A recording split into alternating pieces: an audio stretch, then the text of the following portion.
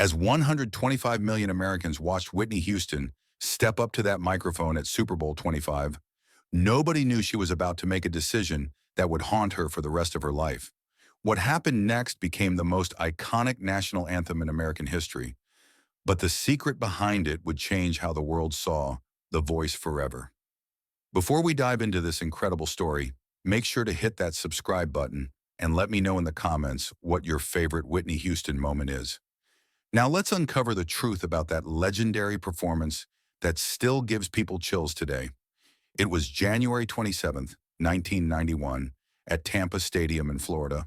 The Gulf War had been raging for just 11 days, and America was deeply divided about the conflict. Military families across the nation were glued to their television sets, hoping for any sign that their loved ones overseas were safe. The Super Bowl wasn't just a football game that year.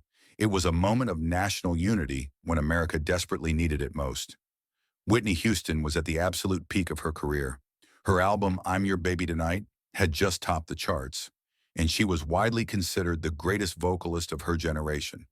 When the NFL approached her to sing the national anthem, it felt like destiny. This wasn't just any performance.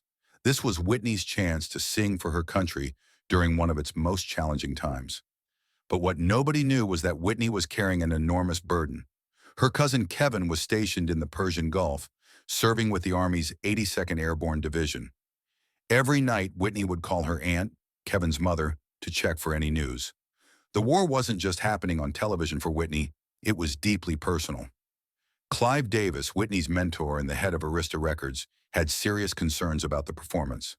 Whitney, he told her during a phone call 3 days before the game, this isn't just about singing.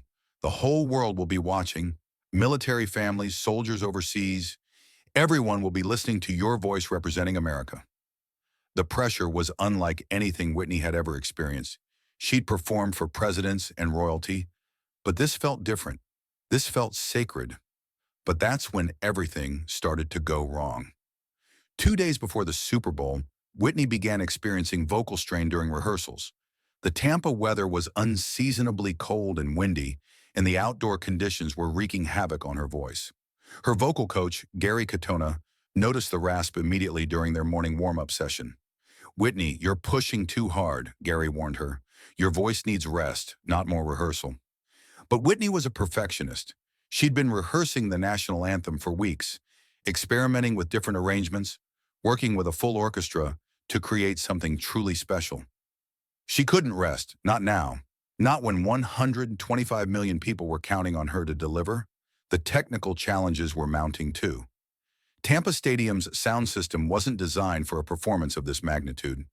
The acoustics were problematic, with significant delays between different sections of the massive venue.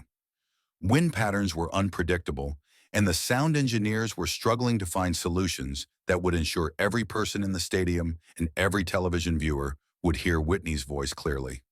That's when Jim Steig, the NFL's special events coordinator, made a suggestion that would change everything. Whitney, Jim said during a tense meeting in her hotel suite on Saturday evening, we need to discuss a backup plan. What if we pre-record the performance? The room fell silent. Whitney, Clive Davis, and her entire team stared at Jim in disbelief. Pre-record? Whitney Houston? The woman whose live performances were legendary? The artist who prided herself on never lip-syncing, never faking it, never giving less than 100% authentic emotion? Absolutely not, Whitney said firmly. I don't do playback. That's not who I am. But Jim wasn't finished. Whitney, let me explain the situation. We're 11 days into a war. Security is at maximum levels. There are snipers positioned throughout the stadium. Military jets will be flying overhead during your performance. The margin for error is zero. If something goes wrong technically, if your microphone fails, if the sound cuts out, we can't stop and start over. This is live television to 125 million people and troops stationed around the world. Whitney looked at Clive, searching his eyes for guidance. He'd been like a father to her since she was 19 years old, and she'd never seen him look so conflicted. What are you really asking me to do? Whitney asked. We want you to record a flawless version of the national anthem in the studio, Jim explained. We'll use that as the audio track, and you'll sing along live. The television audience will hear the perfect version, but you'll still be performing live for the people in the stadium. Whitney stood up and walked to the window of her hotel room, looking out at Tampa Bay. She could see military ships in the distance, a stark reminder of why she was really there. This wasn't about her career or her reputation. This was about serving her country during wartime. But the decision was tearing her apart inside. Everything Whitney stood for as an artist was about authenticity, about delivering real emotion through her voice.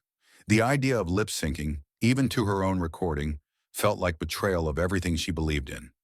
"I need to think about it," Whitney said quietly. That night, Whitney couldn't sleep. She called her mother, Sissy Houston, at 3 in the morning. "Mama," Whitney said, her voice barely a whisper, "I don't know what to do. They want me to use a recording, but it feels wrong." Sissy, who had raised Whitney in the church where authenticity was everything, was quiet for a long moment. "Baby," she finally said, "sometimes serving others is more important than serving yourself. If they're asking you to do this, maybe it's because they need the best possible version of you for their families, for their soldiers." The next morning, Whitney made her decision. She went to Tampa's Criteria recording studio with her full band and recorded the most powerful, emotional version of "The Star-Spangled Banner" she'd ever performed. Every note was perfect. Every word was filled with the weight of the moment. Every breath was calculated to honor the military families who would hear it. But even as she sang in that controlled studio environment, Whitney felt like she was betraying herself. Sunday, January 27, 1991. Game day. Whitney arrived at Tampa Stadium 4 hours before kickoff. Security was unlike anything she'd ever seen. Military personnel were everywhere, and the atmosphere was tense with the weight of wartime uncertainty. In her dressing room, Whitney sat quietly, listening to her pre-recorded version through headphones. She was memorizing every breath, every inflection, every moment where she'd need to match her live performance to the recording. Clive Davis found her there an hour before the performance. "How are you feeling?" he asked. "Like I'm about to lie to America," Whitney replied. "No," Clive said firmly. "You're about to give America exactly what it needs. Sometimes that's more important than what we want to give." As Whitney walked through the tunnel toward the field, she could hear the crowd of 73,000 people. But she knew the real audience was much larger. Television viewers, military families, soldiers overseas. Everyone was waiting for her. The production team fitted her with a wireless microphone that was connected to both the stadium's sound system and her pre-recorded track. To anyone watching, it would look completely natural. But Whitney knew the truth, and it was eating her alive. As she stepped onto the field, the crowd erupted.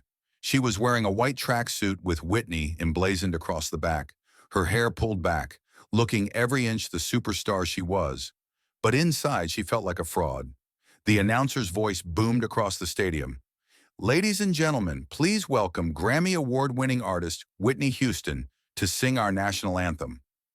125 million people focused their attention on one woman standing alone on a football field. Whitney closed her eyes, took a deep breath, and made a choice that would define the rest of her life. She decided that in this moment, authenticity meant giving America what it needed, not what she wanted to give. The music began, and Whitney opened her mouth to sing along with her own pre-recorded voice. "Oh, say, can you see by the dawn's early light?" What happened next was pure magic. Even though she was singing to a recording, Whitney's live energy, her facial expressions, her body language, her emotional connection to the words, everything was absolutely authentic. The pre-recorded voice was technically perfect, but Whitney's live performance was spiritually perfect. The camera captured every moment, her hand over her heart, her eyes looking up during "Gave Proof Through the Night," the way she pointed toward the crowd during "O'er the Land of the Free." In living rooms across America, military families were crying. On military bases around the world, soldiers stopped what they were doing to listen. This wasn't just a song, it was a prayer, a promise, a moment of unity in a divided time. When Whitney reached the climactic "Free," her voice, even the pre-recorded version, soared higher than anyone thought humanly possible. The crowd erupted in cheers, and military jets thundered overhead in perfect timing. 73,000 people were on their feet, 125 million television viewers were mesmerized, and Whitney Houston had just delivered what many would call the greatest national anthem performance in American history. But as the applause thundered around her, Whitney felt hollow inside. She'd given America what it needed, but she'd compromised everything she believed in as an artist. After the game, the reviews were unanimous. Whitney's performance was transcendent, patriotic, and perfect. Her recording of the national anthem was rushed into production and became a massive hit, with all proceeds going to the Red Cross Gulf Crisis Fund. For weeks, Whitney was celebrated as America's voice during wartime, but privately she was struggling with guilt. "I felt like I had lied to the American people," Whitney would later admit in interviews. "Every time someone praised that performance, I felt like they were praising something that wasn't real." The secret of the pre-recorded performance was kept by Whitney's team for years. Only a few people knew the truth. Whitney, Clive Davis, the NFL officials, and the technical crew. But the weight of that secret affected Whitney deeply. In later interviews, she would often deflect praise for the Super Bowl performance, saying things like, "I just tried to serve my country," or "It was about the moment, not about me." Years later, when the truth about the pre-recording finally came out, America's reaction was mixed. Some felt betrayed, while others understood the impossible situation Whitney had been in. Whitney herself addressed it directly in a 2009 interview with Oprah Winfrey. "People ask me about that Super Bowl performance," Whitney said, "and whether I regret using a recording. You know what? I don't regret it. I gave America the best version of that song I could possibly give. Sometimes serving others means setting aside your own ego." The impact of that performance extended far beyond the Super Bowl. Military families still play Whitney's version of the national anthem at memorial services. It's been used at countless patriotic events, and many consider it the definitive version of America's most important song. But perhaps the most important legacy is what Whitney learned about herself that day. She discovered that authenticity isn't always about technical honesty. Sometimes it's about emotional honesty, about giving people what they need in their darkest moments. Whitney Houston's Super Bowl performance remains the gold standard for national anthem performances more than 30 years later. It reminds us that sometimes the most authentic thing an artist can do is set aside their personal preferences to serve something greater than themselves. That cold January day in Tampa, Whitney Houston didn't just sing for America. She became America's voice when the country needed it most. And maybe, just maybe, that's worth more than any technical perfection could ever be. The secret she carried wasn't about deception. It was about love. Love for her country, love for military families, and love for the power of music to unite people during the darkest times.